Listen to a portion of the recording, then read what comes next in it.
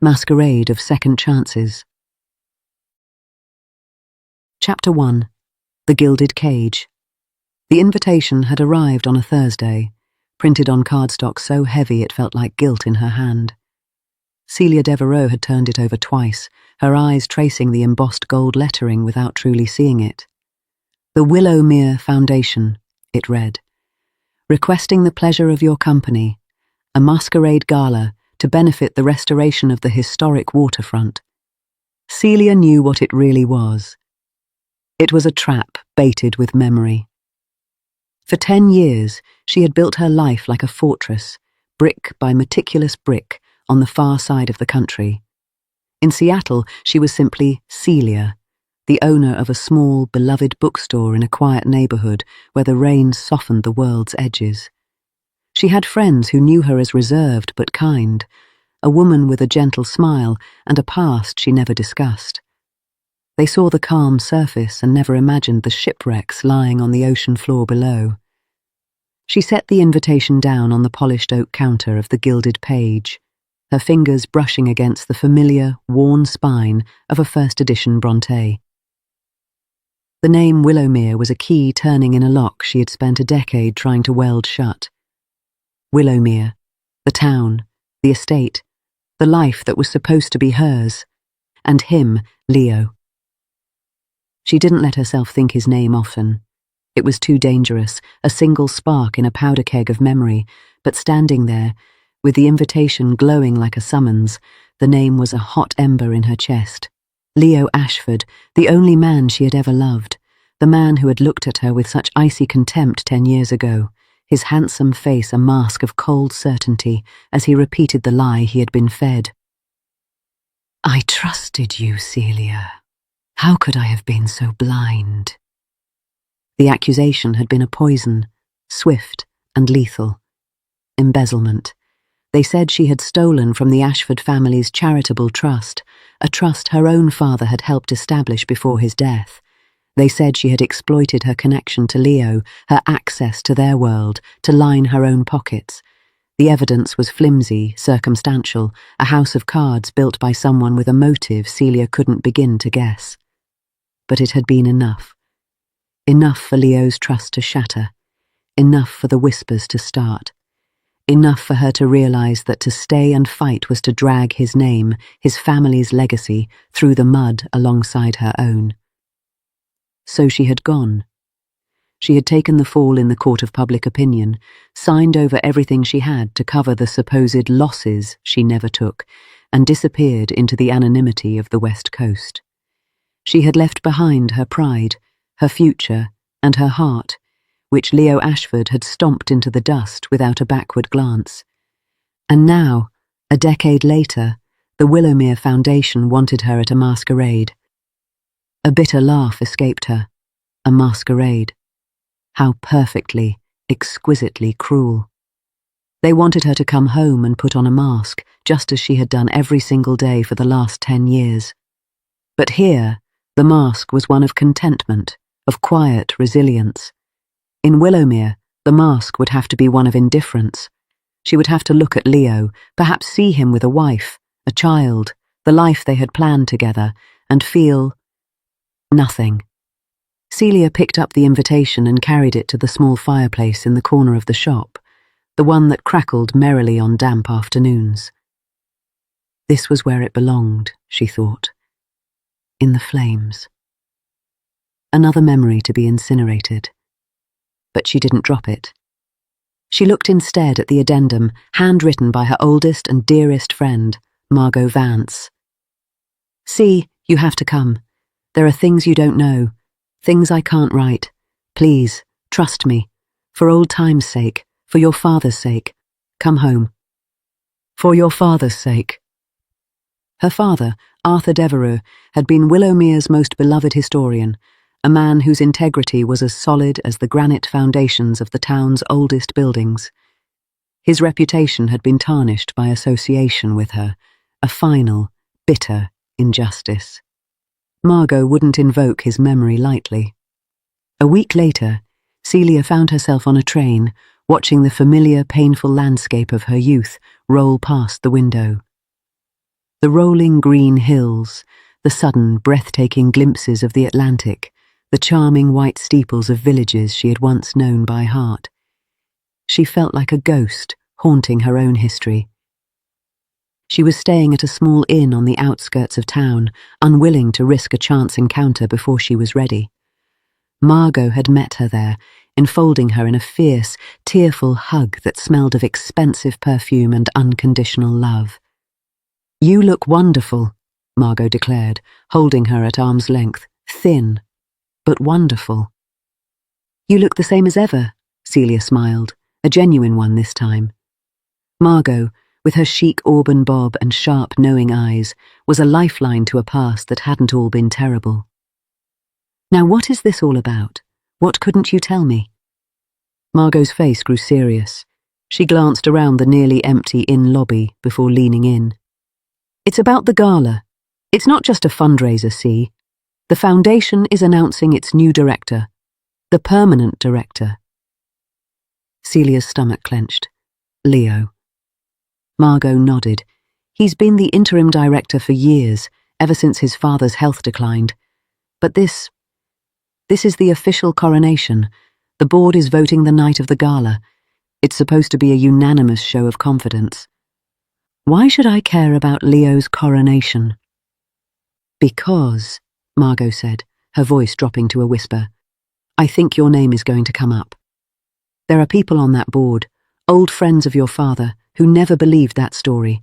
And there are other people, namely one Julian Croft, who have gotten very, very rich in the last 10 years. Julian Croft, Leo's cousin. The oily, ambitious man who had always hovered at the edges of their golden circle, seething with resentment at Leo's inheritance and Leo's happiness. He had been the one to discover the discrepancy in the trust's accounts. He had been the one to present the evidence to Leo, all with the theatrical reluctance of a loyal cousin forced to do a terrible duty. Celia felt the pieces click into place with a sickening thud. "You think Julian set me up?"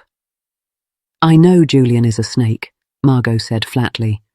"And I know he's been lobbying hard for a seat on the foundation board for years. He's desperate for the legitimacy, the status. He wants to be a big fish in the Willowmere pond, but the old guard, your father's friends, they've always kept him at arm's length.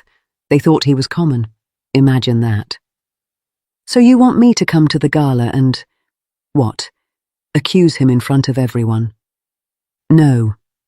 I want you to come, put on a mask and watch, and be seen. Let them see Arthur Devereux's daughter, elegant and whole, and let them remember. Let Julian see you and wonder. The truth has a way of surfacing when the person it hurt most refuses to stay buried." It was madness. It was a risk. It was walking back into the lion's den, wearing a perfume of memory that might only enrage the beast. But for her father's sake, for the ghost of the girl she used to be, Celia agreed. Chapter 2. The Devil in a Domino. Chapter 2. The Devil in a Domino. The Ashford estate, Willowmere, was a sprawling Georgian manor that had watched over the town for 2 centuries. On the night of the gala, it was transformed into a scene of breathtaking fairy tale beauty. Thousands of tiny white lights were strung through the ancient oaks lining the drive, twinkling like fallen stars. The fountain in the circular courtyard had been filled with floating candles, their flames dancing in the salt-tinged breeze from the sea. Celia had Margot drop her off at the end of the long drive. She needed a moment to compose herself, to walk through the gates of her own past as a stranger. She wore a gown of deep, midnight blue velvet, the colour of a bruised sky. It was elegant, understated, and utterly unlike the bright, hopeful pastels she had worn as a girl. Her mask was a simple, elegant domino of black lace and sapphires, her grandmother's, covering only her eyes. As she walked up the drive, the sound of a string quartet drifted from the house, mingling with the murmur of 100 voices. She could see them through the vast floor-to-ceiling windows of the ballroom, a kaleidoscope of silks, satins and jewelled masks, a glittering society of secrets. She slipped into the ballroom unnoticed, a shadow in blue velvet. The heat and noise washed over her. She accepted a glass of champagne from a passing waiter, the cold flute a grounding anchor in her gloved hand. From behind her mask, she watched the dance of power and pretense. She saw Julian Croft almost immediately. He was holding court near the fireplace, his mask a gaudy, gold-plated affair that did little to hide his vulpine features. He was speaking animatedly to a small group, his gestures broad, his laughter too loud. He looked richer, sleeker, and just as repellent as she remembered, a serpent in designer formal wear. And then, as if the temperature of the room had suddenly dropped, she felt him. Leo. He was standing across the ballroom, partially obscured by a pillar, but she would have known that line of his shoulders anywhere. The breadth of them, the way he stood with a quiet, commanding stillness that drew the eye even when he sought to avoid it. He was talking to an elderly couple, his head bent in polite attention. He wore a simple black domino, devoid of ornamentation, a stark contrast to the peacocks around him. It was as if he refused to play the game, refusing to hide behind more than the required minimum. Even masked, he was unmistakably, devastatingly himself. Her heart performed a slow, painful revolution in her chest. 10 years. 10 years of building her fortress, and one glimpse of him had brought a battering ram to the gates.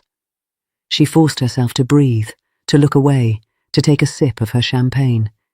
It tasted like acid. She spent the next hour circling the edges of the party, a silent observer. She heard her father's name mentioned once or twice, spoken with reverence. She heard her own name whispered once, followed by a sharp, "Shh, not here." The air was thick with unspoken history. It was near midnight when she found herself on the terrace, seeking the cool solace of the night air. The music from inside was a muted, romantic melody. She stood at the stone balustrade, looking out at the dark, restless sea, when she heard the soft crunch of footsteps on the gravel behind her. She didn't turn. She knew. "Lovely night for a masquerade," a voice said. It was a voice she had heard in her dreams for a decade, deep, warm, but now laced with a weary irony she didn't remember. "It's a shame we have to hide our faces to be ourselves." Celia turned, slowly. He was 10 feet away, his dark hair silvered by the moonlight, his mask in his hand. He was looking at her with an intensity that made her feel stripped bare. He hadn't recognized her, not yet. He saw a woman in a blue velvet gown, a woman whose posture was familiar in a way he couldn't place. "Is that what we're doing?" she asked, pitching her voice low, a little cooler than her natural tone. "Being ourselves?" He took a step closer, a slight frown on his face. "Some of us are. Others are using the masks for their intended purpose. To deceive." His gaze was fixed on her, searching. He was trying to solve a puzzle. "I apologize. I don't mean to intrude. I'm Leo Ashford. I saw you standing here alone, and I—" He trailed off, his eyes narrowing. He took another step, and then another, until he was close enough to touch. The moonlight fell full on her face, on the sapphires at her eyes. The blood drained from his face, leaving him pale and stricken. The mask in his hand fell to the flagstones with a soft clatter. "Celia," he breathed. It wasn't a question. It was a ghost he was seeing.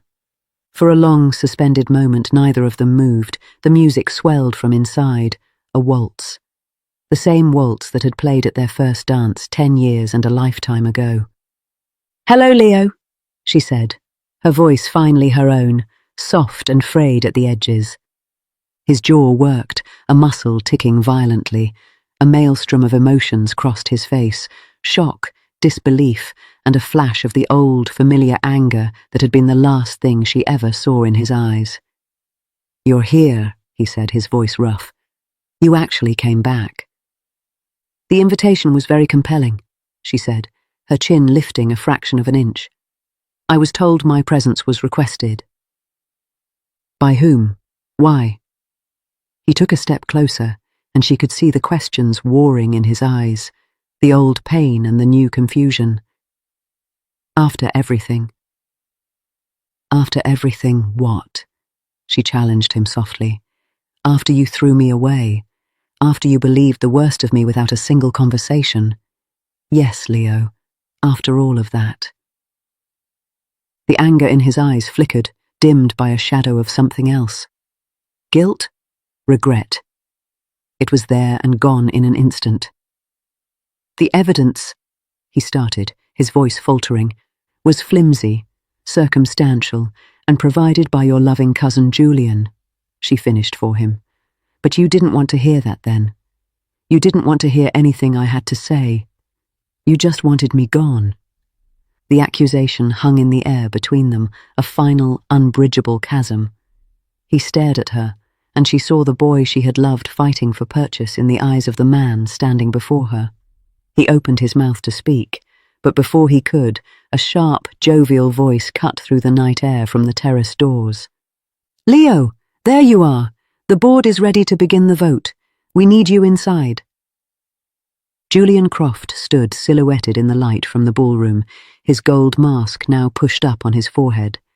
His smile was fixed, professional, until his gaze slid from Leo to the woman in blue. He went completely still. For a fraction of a second, the mask of geniality slipped from Julian's face, revealing the naked, startled fear beneath. He looked at Celia, and she saw it all, the recognition, the panic, and then the rapid, desperate reconstruction of his defences. "Well, well," Julian said, recovering with a forced smile that didn't reach his eyes. "I didn't realise Leo had company, and such a mysterious guest." He stepped onto the terrace, his eyes never leaving Celia's. "I don't believe we've been introduced." "Oh, I think we have, Julian," Celia said, her voice clear and cold as the winter sea. "But the last time we met, I wasn't wearing a mask." Chapter 3. The Unmasking. Chapter 3. The Unmasking. The ballroom fell into a hush as they re-entered. Celia walked between Leo and Julian, a triangle of tension so palpable it seemed to suck the air from the room. Margot appeared at Celia's side, her eyes wide with question. Celia gave an infinitesimal shake of her head. Not yet. The board of the Willowmere Foundation, a group of 7 elderly men and women who represented the town's old money and older values, were seated at a long table on a dais at the far end of the ballroom. The crowd parted for them, whispers blooming in their wake like dark flowers. "Who is she?" "The woman in blue. Looks familiar. Can it be?" Leo stopped before the dais. He looked at Celia, a long, searching look that held a plea she couldn't quite interpret. Then he turned to the board. "I have a request," he said, his voice carrying in the sudden silence. "Before the vote is taken, I ask that this assembly be permitted to hear a statement from my guest, Celia Devereux." A collective gasp rippled through the crowd. The name was a spark in a powder keg. Julian took a half-step forward, his face a mask of outrage. "This is outrageous. This is a private function, a matter of foundation business. I protest. Miss Devereux's presence here is an affront to this family and this town." "Your protest is noted, Julian," said a stern, silver-haired woman at the centre of the table. It was Eleanor Vance, Margot's mother, and one of her father's oldest friends. Her sharp eyes, magnified by her spectacles, fixed on Julian with open dislike before moving to Celia. "Miss Devereux, it has been a long time. Your father was a dear friend. Please, speak." Julian's face contorted. "Aunt Eleanor, I must insist." "You will be silent, Julian," Eleanor said, her voice like a whiplash. "You have had the floor for 10 years. It is time someone else spoke." Celia stepped forward. The room was utterly silent, hundreds of eyes fixed on her. She felt no fear, only a profound, bone-deep weariness. She was not here to fight. She was here to finally tell the truth. "Thank you, Mrs. Vance," she began, her voice soft but clear. I didn't come here tonight to disrupt this event, or to make accusations. I came because I was asked to, by a friend who believed it was time the past was laid to rest. She looked at Leo. His expression was unreadable, but he was watching her with an intensity that pinned her in place. 10 years ago, I left this town under a cloud. I was accused of a terrible crime, stealing from the Ashford family trust. I was given no chance to defend myself. The man I loved believed the lie, and so I chose to leave rather than drag his name and my father's memory through a scandal. She turned her gaze to Julian, who was standing rigid, his hands clenched at his sides. I was young, and I was heartbroken, and it never occurred to me to look for a motive behind the lie. It never occurred to me that someone might have deliberately destroyed my life to get what they wanted. "This is slander," Julian burst out. "You have no proof. You left town a thief, and now you return a liar." "I left town with nothing," Celia countered, her voice gaining strength.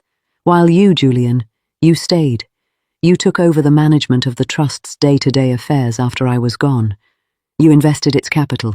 You bought the waterfront property that the trust had been eyeing for years. You built a fortune on the foundation of my ruin." "Coincidence," Julian spat. "Business acumen." "Perhaps," Celia said. "But what isn't a coincidence is this." From a small velvet clutch at her wrist, she produced a folded piece of paper. "A letter written by you to an associate in the Cayman Islands, dated 1 week before you discovered the discrepancy in the trust's books." Julian's face went white. In her room at the inn, after Margot's revelation, Celia had done something she hadn't done in years. She had opened the small, locked box where she kept her father's letters. And she had found, tucked into the lining, a letter she had never seen before. It was addressed to her. It was from her father. In it, he had written of his concerns about Julian, his suspicions that Julian was manipulating the trust's minor accounts, skimming small amounts that would go unnoticed. He had written that he had begun to gather evidence, but he was old and tired. He had written that he feared what Julian might do if he felt cornered. He had written that if anything happened to him, she was to go to his private safe deposit box. The letter had never been sent. How Julian had gotten his hands on it, Celia could only guess. But it had led her to the safe deposit box, which her father's lawyer, bound by instructions left a decade ago, had confirmed was still waiting for her.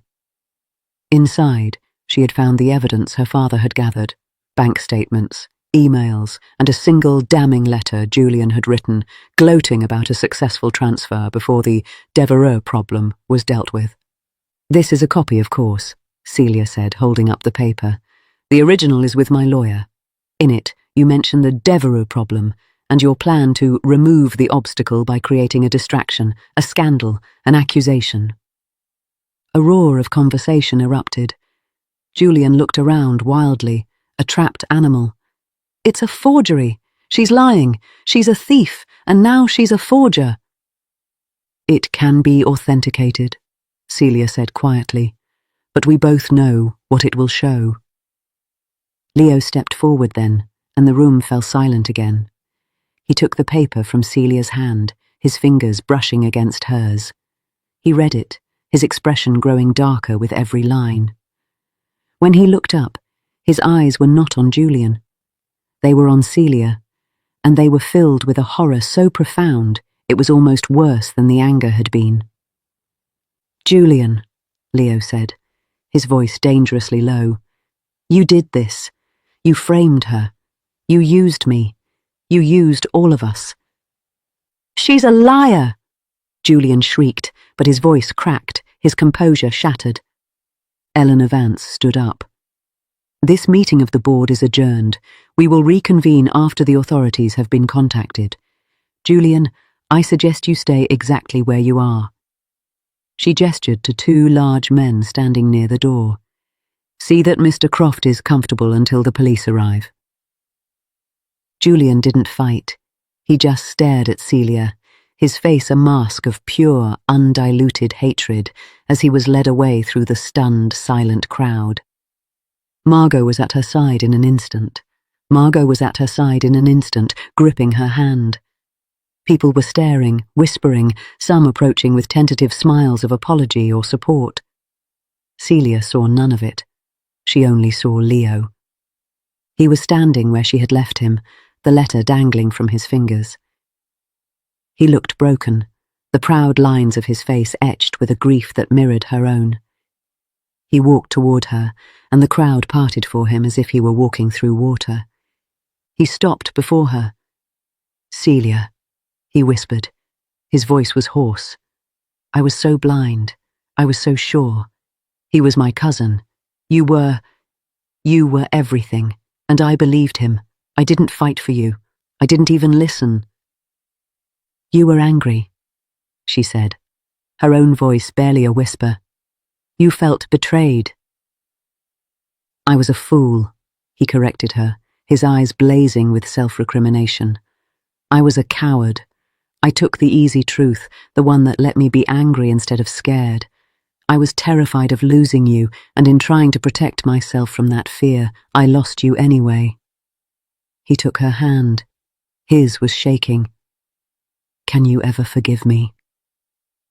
She looked at him, at the man she had loved, the man who had shattered her, the man who was now standing before her, his own armor in pieces at his feet. The answer was not simple. It was a tangled knot of pain and love, of 10 years of loneliness and the ghost of a hope she had never quite been able to kill. "I don't know," she said honestly. "It's been 10 years, Leo. You can't just—" "I know," he said, cutting her off gently. "I know I can't undo it. I can't give you back the time, but I can spend the rest of my life trying to make it up to you if you'll let me. I can start by telling you the truth I should have told you a decade ago." He stepped closer, his voice dropping so only she could hear. "I love you, Celia. I never stopped. Every day for 10 years, I've woken up with the ghost of you. I've hated myself for what I did, and seeing you tonight, even before I knew it was you, something in me recognized you, something in me knew." A tear slipped from beneath her mask, tracing a silver line down her cheek. She didn't wipe it away. Chapter 4. The Second Dance. Chapter 4. The Second Dance.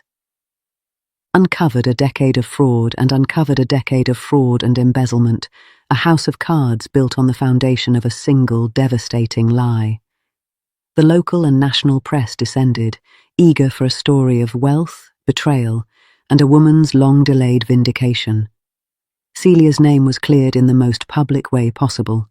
The headlines screamed her innocence. The Devereaux daughter, 10 years of lies unraveled. Her bookstore in Seattle was inundated with orders from people who had read her story, a small, ironic twist of fate. Celia stayed at the inn, fielding calls from lawyers and reporters, and trying to process the tectonic shift in her life's landscape. She saw Leo nearly every day. At first, their meetings were stiff, formal, filled with the debris of the past. He would come by with updates on the case, with documents for her to sign, with messages of support from the town. But gradually, the formality began to crack.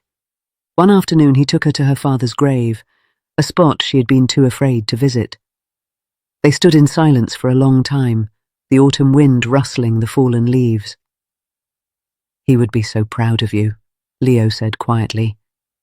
"He would be disappointed in you," she replied, not cruelly, but as a statement of fact. Leo nodded, accepting the blow.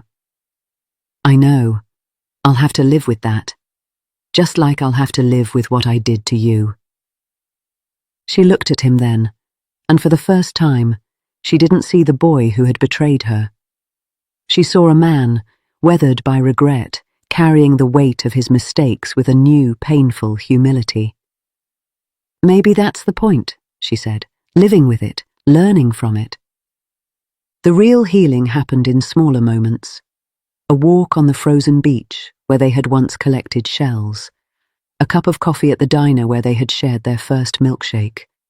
A quiet evening at Willowmere, the house finally feeling less like a mausoleum and more like a home, as Leo showed her the small garden he had planted in memory of her father's favourite roses. He didn't push. He didn't press his suit. He was simply there, a steady, remorseful and deeply loving presence, patiently waiting for her walls to come down. And slowly, brick by brick, they did. The public vindication came at a town hall meeting called by the Foundation to issue a formal apology. The room was packed. Leo stood at the podium, his face pale but resolute. He read a statement, officially clearing Celia's name in the Foundation's records, acknowledging their catastrophic failure of judgment, and announcing the establishment of the Arthur Devereux Scholarship in her father's name, to be funded by the restitution of the funds Julian had stolen. Then he looked up from the paper, directly at Celia, who was sitting in the front row between Margot and her mother. "But that is only the official record," he said, his voice rough with emotion. "The personal record is mine alone to address. 10 years ago I was given a choice, to trust the woman I loved, or to trust the lies of a jealous man. I made the wrong choice. I chose my pride over my heart, and in doing so, I broke the heart of the finest person I have ever known." A murmur went through the crowd. Celia sat perfectly still, her hands clasped tightly in her lap.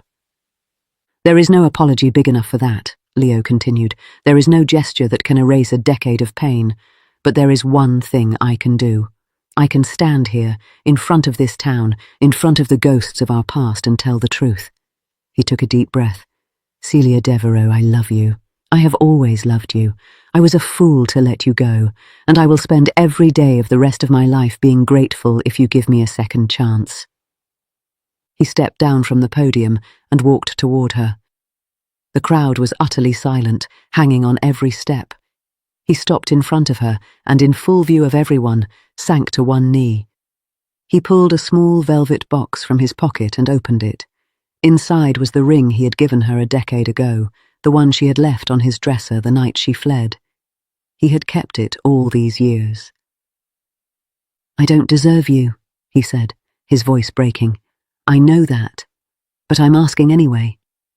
Celia, will you marry me? Not for the sake of our past, but for the sake of our future. Will you give this fool a second chance?" The silence was deafening. Celia looked down at him, at the man who had shattered her and then spent months painstakingly piecing her back together. She saw his love, raw and unguarded, in his eyes. She saw her own reflection there, and for the first time, she didn't see the ghost of the girl who had been hurt. She saw the woman she had become, stronger, wiser, and ready to stop running. She held out her trembling left hand. "Yes," she whispered, and then, louder, with a smile that broke like dawn over the ocean, "Yes, Leo, I'll marry you." The town hall erupted. People were on their feet, cheering, crying, applauding. Margot was sobbing openly into a handkerchief.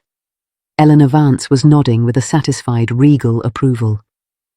Leo slid the ring onto her finger, where it had always belonged, and stood, pulling her into his arms.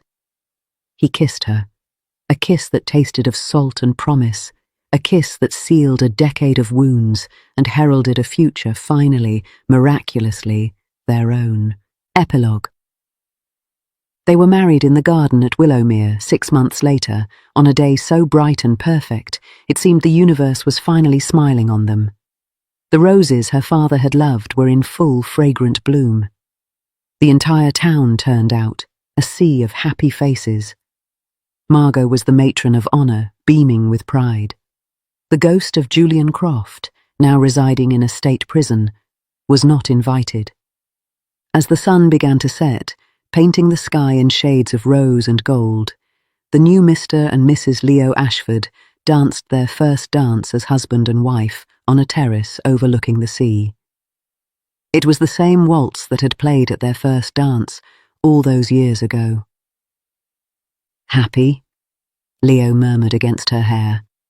Celia looked up at him, at the love shining in his eyes, a love tempered by regret and strengthened by forgiveness.